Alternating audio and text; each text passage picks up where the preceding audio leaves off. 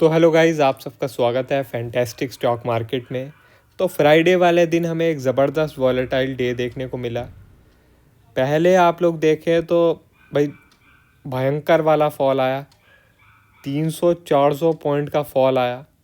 उसके बाद फिर भयंकर वाला राइज देखने को मिला, भयंकर वाला राइज मतलब अलग ही लेवल की तेज़ी। ठीक है, और वो तेज़ी कितनी थी? 600 पॉइंट की। 600 पॉइंट की नीचे से अगर आप लोग मेजर करेंगे तो भाई 600 पॉइंट की तेज़ी आई। ठीक है, तो मतलब टोटल 1000 पॉइंट, 1000 पॉइंट का मूव हमें देखने को मिला इंट्राडे में। और ये पहली बारी नहीं है, इससे पहले हमें थर्सडे को यही मूव देखने को मिला था। आप लोग देखें यहाँ पे 1000 पॉइंट का इंट्राडे मूव देखने को मिला था, और इस बार हमें फ्राइडे को यही 1000 पॉइंट का इंट्राडे मूव देखने को मिला। तो भाई ये जेन स्ट्रीट का कारनामा है। अब जेन स्ट्रीट के पास दो ही एक्सपायरी बची है, या तो भाई निफ्टी की या तो बैंक मतलब वो सेंसेक्स की। ठीक है, तो दोनों में से एक में तो एक कारनामा करते ही हैं। तो पिछले हफ्ते निफ्टी में कारनामा हुआ, इस हफ्ते सेंसेक्स में हो गया। ठीक है, अब इस चीज़ को तो कॉमन आप लोग बना लीजिए, वही बेटर रहेगा। क्योंकि भाई सेबी को क्या है कि बस रिटेलरों को परेशान करना आता है, बाकी कुछ आता नहीं है। मैं आपको बता दूं, मैं आपको एक बहुत ही इम्पॉर्टेंट चीज़ बताने जा रहा हूँ। जो रिटेलर है ना, उनको अगर आप लोग मार्जिन दे दो, अगर रिटेलरों को आप लोग मार्जिन दे दो, तो ये जो 90% लॉस में है ना, ये 90% 60% तक आ सकता है।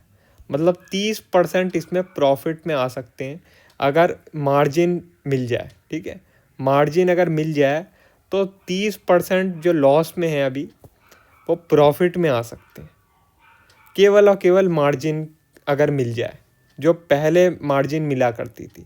मगर मार्जिन तो छोड़ो, मार्जिन उन पे और ज़्यादा इम्प्लीमेंट की जा रही है।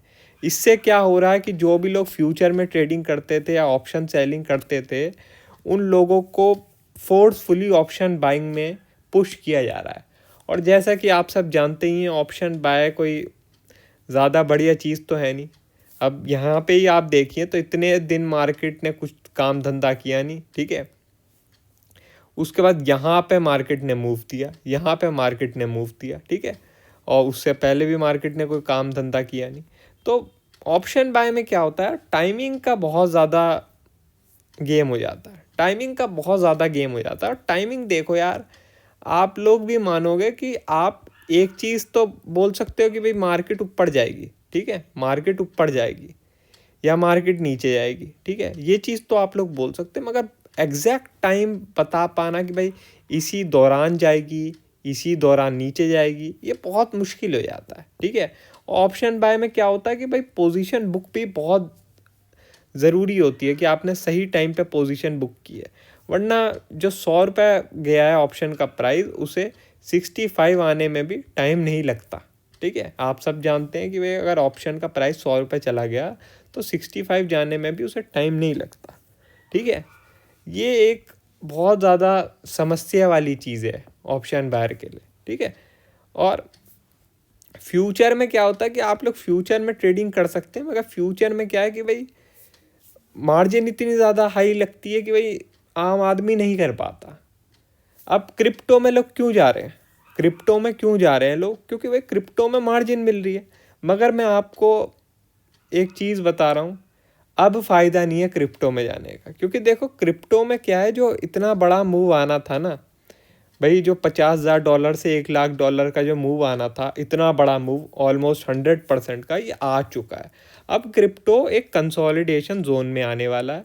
और जब भी कंसोलिडेशन के जोन में आता है तो ट्रेडरों के लिए कोई ख़ास अपॉर्चुनिटी क्रिएट होती नहीं है।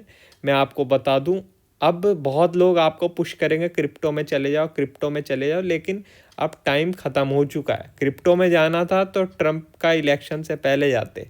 ठीक है, ट्रंप जो इलेक्शन जीता है उससे पहले आप लोग जाते क्रिप्टो में, तो इतनी बड़ी रैली को आप लोग राइड करते। मगर अब जो भी लोग क्रिप्टो में जाएंगे, मैं यहाँ पे स्टैम्प पेपर पे लिख के दे सकता हूँ, जो भी लोग क्रिप्टो में जाएंगे उन लोगों का लॉस तय है। ठीक है, जो भी लोग क्रिप्टो में अब जाएंगे उन लोगों का लॉस तय है। मैं आप लोगों से रिक्वेस्ट ही कर सकता हूँ, अब क्रिप्टो में कोई भी मत जाना। अब फ़ायदा नहीं है क्रिप्टो में जाने का। तो अब इंडियन मार्केट की बात करते हैं। तो देखो इंडियन मार्केट में क्या है, लोगों को ज़बरदस्ती ऑप्शन बाय में धकेल दिया गया है, इतने ज़्यादा अजीब अजीब रूल ला के। तो अब क्या ही कर सकते हैं, ठीक है। तो अब हम मार्केट की बात करते हैं कि भाई मार्केट में क्या लग रहा है, कहाँ का मूव आ सकता है। तो अब देखो ये जो इतना बड़ा अप मूव आ चुका है, इतना बड़ा अप मूव आ चुका है, तो अब इसे ही हमें फैक्टर इन करना होगा, इसे ही अपने माइंड में रखना होगा। अब देखो जब तक ये जो लेवल है 24,700 का, इसके ऊपर मार्केट रहती है, मार्केट मेरे हिसाब से पॉजिटिव ही है। जब तक 24,700 के ऊपर रहती है मार्केट, मार्केट पॉजिटिव ही है। अब इसमें कुछ लोग बोलेंगे कि भाई गिफ्ट निफ्टी तो 100 पॉइंट डाउन है, गिफ्ट निफ्टी 100 पॉइंट डाउन है। तो देखो गिफ्ट निफ्टी 100 पॉइंट डाउन है, हो सकता है गैप डाउन ही खुल जाए, हम 24,700 के नीचे खुल जाएं, लेकिन लेवल क्या है 24,700 का, ये है कि 24,700 के ऊपर अगर सस्टेन रहती है मार्केट तो मेरे हिसाब से पॉजिटिव ही रहनी चाहिए। लेकिन 24,700 के अगर नीचे आ जाती है तो मार्केट सेल नहीं है, मार्केट सेल नहीं है, क्योंकि भाई अब मार्केट ने बहुत सारे जो बियर्स हैं उन्हें फंसा लिया है, बहुत सारे जो बियर्स हैं उन्हें फंसा लिया है। तो इतनी आसानी से मार्केट सेल नहीं बनेगी। तो भाई कब फिर सेल किया जाए, तो सेलिंग का ये एक जोन है, ठीक है, ये एक जोन बनेगा सेलिंग का। ये जोन है भाई आपका 24,550 का, ठीक है, थोड़ा दूर है लेकिन अब क्या ही कर सकते हैं, 24,550 का। अब भाई 24,550 के नीचे का सस्टेन करेगा ना, तब सेलिंग में आएगी मार्केट, ठीक है। 24,550 के नीचे सस्टेन करेगा तब सेलिंग में आएगी मार्केट, उससे पहले नहीं। ये जो जोन है 24,700 से लेकर 24,550, ये नो ट्रेडिंग जोन है, ठीक है। 24,700 के ऊपर रहती है तो मेरे हिसाब से मार्केट पॉजिटिव ही, और 25,000 का लेवल भी आ सकता है, ठीक है। 24,700 के नीचे अगर रहती है और 550 के ऊपर रहती है तो ये नो ट्रेडिंग जोन है, ठीक है।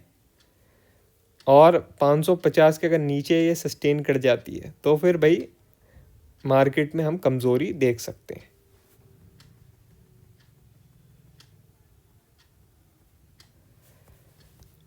बाकी इंडिया विक्स भी कुछ खास कर नहीं रही है, 13 पे है, 13 पे कुछ खास है नहीं।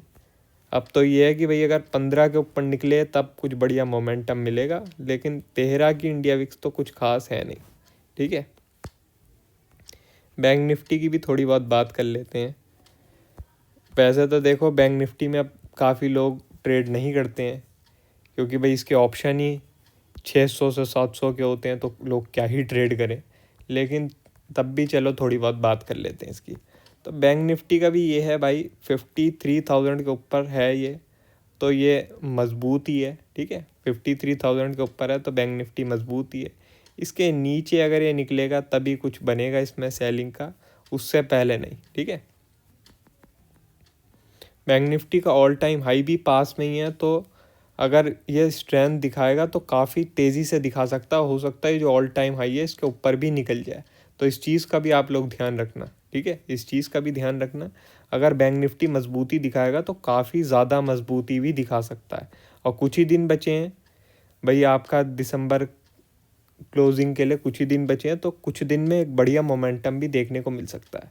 बस आप लोगों को दिमाग में कौन सा लेवल रखना है, 53,000 का रखना है। 53,000 के ऊपर ये सस्टेन रहती है तो ऊपर निकल सकती है। FII का डाटा में भी एक चेंज देखने को मिला है, थोड़ा बहुत वापस से बाइंग में आ रहे हैं।